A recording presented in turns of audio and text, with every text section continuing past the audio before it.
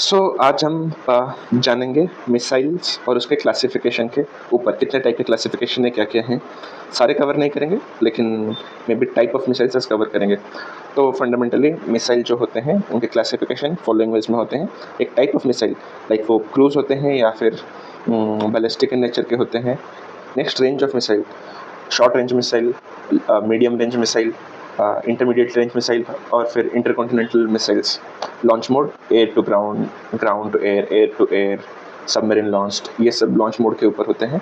Guidance, उनके जो guidance system है वो किस टेक्निक के बेस्ड है। It's a GPS based guidance और इट्स इंफ्रारेड बेस्ड गाइडेंस और इट्स रडार बेस्ड गाइडेंस या फिर combination of multiple of things.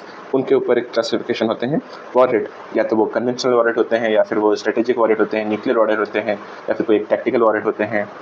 अलग अलग टाइप के वॉरहेड के ऊपर डिस्कस करेंगे, क्लासीफाई होते हैं। और नेक्स्ट प्रोपल्शन सिस्टम, उसका प्रोपल्शन सिस्टम या तो वो सॉलिड बेस्ड प्रोपल्शन होते हैं, लिक्विड बेस्ड प्रोपल्शन होते हैं, या फिर वो एक रैंचेट या फिर स्क्रैंटेड बेस्ड प्रोपल्शन होते हैं। Is electric based propulsion, we don't know, will see. So classification 1 की अगर बात करें मिसाइल्स के टाइप्स, तो क्रूज मिसाइल्स और ballistic missiles, these are the two important type of missile classification.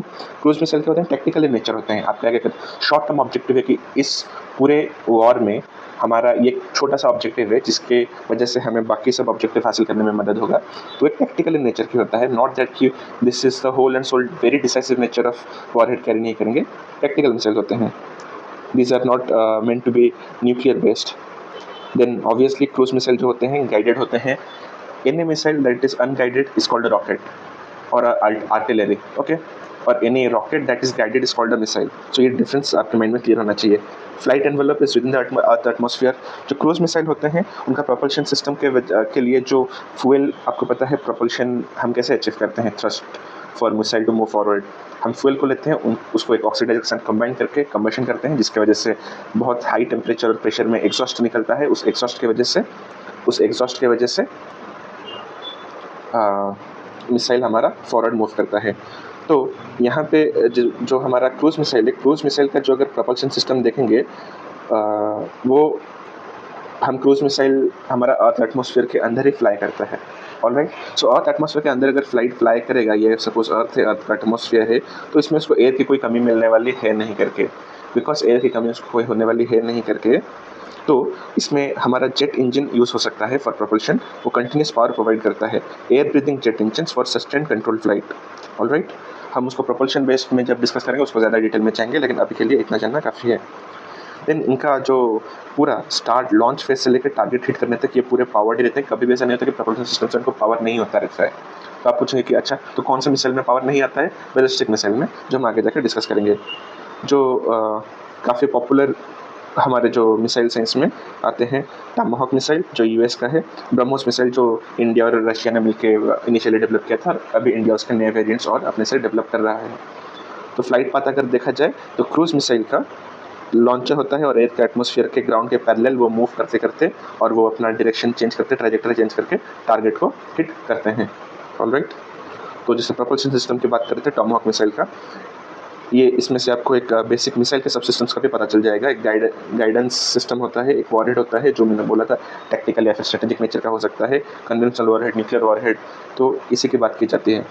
एक प्रोपल्शन सिस्टम होता है जिसको थ्रस्ट प्रोवाइड करता है और इसके कुछ कंट्रोल सर्फेसेस भी रहेंगे, जो कंट्रोल सर्फेसेस इसको फ्लाइट पाथ को चेंज करने में, मैनूवर करने में हेल्प करते हैं। ऑलराइट, तो अगर हम नेक्स्ट जाएं बैलिस्टिक मिसाइल की ओर, तो ballistic missiles mostly strategic nature के होते हैं। जब स्ट्रेटेजिक इन नेचर मतलब आपको एक अगर बड़ा सा ब्लो करना है, not necessarily to any particular command post और एनी पर्टिकुलर वॉर डिपो, अगर आपको एक डिसाइसिव बड़ा कैजुअलिटी करना है, फिर बड़ा ब्लास्ट रेडियस का आपको ब्लास्ट करना है, तो बैलिस्टिक मिसाइल्स यूज़ किए जाएंगे, क्योंकि इनके वॉरहेड कैरिंग कैपेबिलिटी बहुत ही ज़्यादा होते हैं। ये बहुत ही बड़े और हेवी नेचर के भी होते हैं in comparison to cruise missiles. और स्ट्रेटेजिक नेचर बिकॉज जितने भी आपके न्यूक्लियर वॉरहेड होते हैं वो मोस्टली बैलिस्टिक मिसाइल ही कैरी करते हैं। ऑलराइट, लंबे डिस्टेंस पे मार करने के लिए और बड़ा सा ब्लास्ट रेडियस क्रिएट करने के लिए। सो ट्रैजेक्टरी इनका क्या होता है, हमने जैसे पहले भी देख चुके हैं। इनका फ्लाइट पाथ और ट्रैजेक्टरी एक बार डिस्कस कर लेंगे। बैलिस्टिक मिसाइल का लॉन्च होते हैं तो ये खुद का अपना ऑक्सीजन कैरी करते हैं लिक्विड फॉर्म में, ऑक्सीडाइजर या फिर लिक्विड ऑक्सीजन कैरी करते हैं, जो फ्यूल के साथ मिलकर थ्रस्ट प्रोड्यूस करते हैं और हमारा मिसाइल आगे बढ़ता है। ऑलराइट, तो ये अर्थ एटमॉस्फेयर के बाहर चले जाते हैं, जहाँ पे अपर एटमॉस्फेयर या फिर आउटर एटमॉस्फेयर में आपको ऑक्सीजन नहीं मिलता है। there is no oxygen, so you have to carry your own oxygen to sustain your propulsion system. Then as एक थिक एयर के अर्थ के एटमोसफियर पार करते करते इनका काफ़ी सारा लिक्विड ऑक्सीजन ख़त्म हो जाता है करके, सो इनका जो अपर और एक पैराबोलिक ट्रेजेक्टरी में जाते हैं, तो इनका kind of path already pre defined रहता है करके, ठीक है, या फिर प्री प्रोग्राम्ड रहता है। सो अर्थ एटमॉस्फेयर में ये खुद के काइनेटिक एनर्जी की वजह से जो अभी तक गेन किए जा चुके हैं, उन्होंने केमिकल एनर्जी जो हमारा फ्यूल और फिर फ्यूल और ऑक्सीडाइजर को यूज़ करके केमिकल एनर्जी को खर्च करके काइनेटिक एनर्जी और पोटेंशियल एनर्जी गेन किए हैं, और ऊपर जाने के बाद ये अपने हाई पोटेंशियल एनर्जी को फिर यूज़ करते हैं काइनेटिक एनर्जी गेन करने के लिए, और एक हाई स्पीड के साथ अपने टारगेट पर ब्लास्ट करते हैं। तो यहाँ तक इनका फ्लाइट पावर्ड होता है, प्रोपल्शन सिस्टम इनको एनर्जी प्रोवाइड करता है, but after a certain point ये खुद because of this parabolic trajectory unpowered fashion में भी टारगेट तक पहुँच सकते हैं। क्योंकि इनका फ्लाइट ट्रैजेक्टरी फिक्स होता है, इनको इंटरसेप्ट करना भी रिलेटिवली ईजी है देन क्रूज मिसाइल, तो ये इनका एक ड्रॉबैक है जो आगे जाके हम बात करेंगे। तो अनपावर्ड ये सब हमने डिस्कस कर लिया है, अपना खुद का ऑक्सीडाइजर कैरी करते हैं। Examples of all ICBMs missile, intercontinental ballistic missile, आपको अगर लंबी रेंज चाहिए तो आपको बैलिस्टिक मिसाइल यूज़ करने होते हैं, क्योंकि वो एक अपर एटमॉस्फेयर के बाहर जाके एक लंबा रेंज अचीव कर पाते हैं, जो हमारे क्रूज मिसाइल्स यूज़ नहीं कर पाते, क्योंकि क्रूज मिसाइल्स अर्थ एटमॉस्फेयर के अंदर ही ट्रैवल करते हैं, जिनकी वजह से बहुत उनको ड्रैग का सामना करना पड़ता है, ड्रैग की वजह से उनका रेंज कम हो जाता है।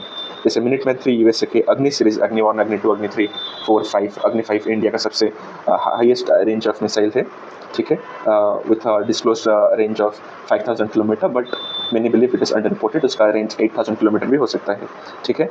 जो फर्स्ट हमारा जर्मनी ने वर्ल्ड वॉर 2 में यूज़ किया था V2 rocket, it was very potent at that time, और इसी से इंस्पायर्ड होकर बाकी सब मिसाइल प्रोग्राम स्टार्ट हुए। ये one of the first in kind ballistic missile था, जो जर्मनी ने लंदन के सिटी के बॉम्बिंग के लिए यूज़ किया हुआ था। पृथ्वी सीरीज़ के मिसाइल्स भी हमारे बैलिस्टिक मिसाइल्स हैं, और इनको बनाना मोर ईजी होता है then cruise missiles.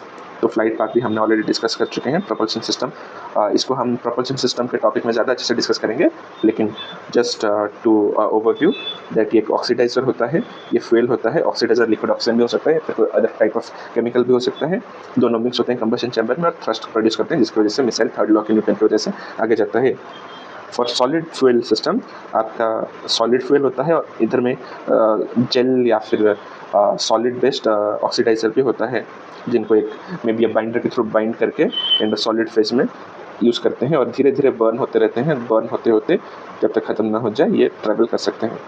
That's it, हम इतना ही आज डिस्कस करते हैं। बाकी जो भी हमारे क्लासिफिकेशन है और मिसाइल के डिटेल्स हैं, हम नेक्स्ट वीडियो में स्टडी करेंगे।